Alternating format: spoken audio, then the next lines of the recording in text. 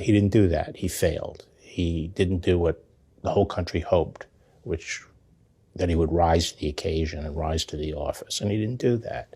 So he's had his chance. He obviously does not have the qualities necessary to unite the party, which is the first step on the road back, and he should stand aside. If the Department of Justice can show that these were indeed very sensitive documents, which I think they probably were, and also show that the president consciously was involved in misleading the department, deceiving the government, and playing games after he had received the subpoena for the documents, those are serious charges. That's serious. That's a serious enough crime. I said that I personally think that they probably have the basis for legitimately indicting the president. I don't know. I'm speculating. You're speculating, yeah. But given what's gone on, I think they probably have the evidence that would check the box. They have the case. And if they have it, should they? That's a decision for... if you were AG, would you? I'm not going to get into that. Do you think they will?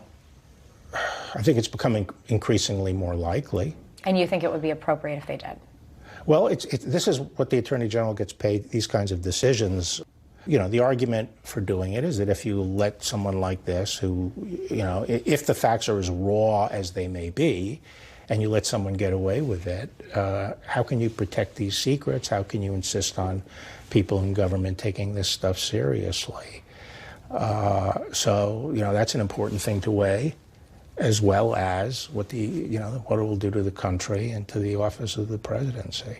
And I think Merrick Garland is going to have to make that call. If Donald Trump were the nominee for the Republican Party again, would you support him? Well, I'm just hoping it never comes to that, because I think it would be a tragedy if he's our nominee, if he's the Republican nominee. Could you vote against him? Could you vote not for the Republican if Donald Trump were the Republican nominee? Well, again, I think it gets down to what I said, which is I would have to make the judgment at that point, the impact on the country, and I'll have to see what's going on in the world, who the Democratic nominee is. If it's a progressive Democratic nominee, I can't imagine voting for him. But ideologically progressive versus somebody who orchestrated an attack on the Capitol, who betrayed his oath to the Constitution, as you said in your words, you still might vote for him. Mm-hmm. Depending on all this. It's hard for me to project what the future holds. The question is always a comparative one. You have to make a choice between two people. I don't believe in throwing my vote away on a third party. You don't rule out supporting President Trump again? No, I don't. Depends on the circumstances. Here's Bill Barr, Trump's former attorney general, conceding that the DOJ likely has the evidence it needs to indict Trump. This comes on the heels of the attorney general, Merrick Garland, announcing the appointment of a special counsel to oversee the investigations into both the stolen documents at Mar-a-Lago, as well as Trump inciting an insurrection on January 6th. Now, of course, it's likely that the reason Trump announced his 2024 bid was precisely to try and avoid indictment by being able to use his political run as evidence that the evil Democrats were just trying to meddle in an election. But because he is as predictable as the sun rising in the morning, Garland was obviously prepared and immediately named Jack Smith as special counsel, thereby removing the responsibility to indict from the hands of a Biden appointee and placing it in the hands of a completely neutral arbiter.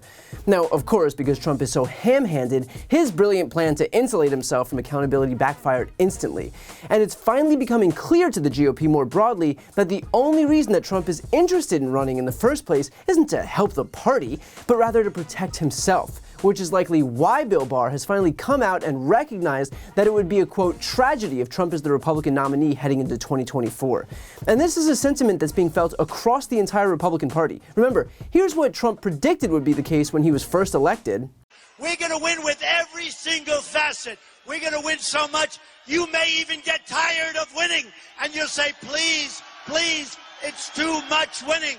We can't take it anymore. Mr. President, it's too much. And I'll say, no, it isn't. We have to keep winning. We have to win more. We're going to win more. And here's just a small sampling of how those Republicans feel now. I'm tired of watching Republicans lose across the country. I'm tired of losing. I mean, that's all he's done. We keep losing and losing and losing. Who loses this much and gets to keep their jobs? So yeah, after losing elections in 2018, 2020, and now 2022, I think the Republican Party has finally come to terms with the fact that their leader is less of a messiah and more of a dead weight. Now, just a couple notes here for those who are welcoming Bill Barr onto the right side of history. First of all, when he's asked if he would indict Trump if he was AG, let's not pretend for a single solitary second that he would. Remember, when Robert Mueller issued the final report on Russian collusion, here's how Bill Barr summarized it. President Trump faced an unprecedented situation. As he entered into office and sought to perform his responsibilities as president, federal agents and prosecutors were scrutinizing his conduct before and after taking office and the conduct of some of his associates. At the same time, there was relentless speculation in the news media about the president's personal culpability. Yet, as he said from the beginning, there was in fact no collusion. And yet, here's what the report actually said. If we had confidence after a thorough investigation of the facts that the president clearly did not commit obstruction of justice, we would so state. Based on the facts and the applicable legal standards, we are unable to reach that judgment. In other words, Bill Barr straight up lied about what the Mueller report actually said before allowing the report to be released to the public because he wanted to help carry water for Trump. So I get that now that Trump's out of office, he's trying to rehab his image, but Barr is as much an architect of the Trump-era corruption as anyone else, and no amount of revisionist history is going to change that. And beyond that, look no further than the original clip from the beginning of this video. Barr goes through all of the reasons why Trump's actions are indictable, and then when asked point blank if he would vote for Trump again over a Democrat, he can't even rule it out. I mean, dear God, if this guy isn't the absolute definition of party over country partisan hack, I don't know what is. So in case you thought that somehow Bill Barr had seen the light, just remember that the guy who carried water for Trump's corruption is still the same guy we're seeing today. And yet for even that guy, such an abject, shameless partisan hack, to be able to come on air and concede that Trump is a loser doesn't bode well for Donald Trump's future in the party. But more importantly, it's a step closer toward a full-scale recognition of the fact that Trumpism, the whole America First agenda, is a loser. It was a loser when Republicans lost 40 seats in the House in 2018. It was a loser when Trump himself was repudiated in 2020. And it was a loser this past week when the U.S. bucked every historical trend and actually held the Senate while only relinquishing a handful of House seats. If Republicans ever want to win any critical mass of elections in this country again, they should probably understand that it won't happen so long as Donald Trump or his agenda are on the ballot.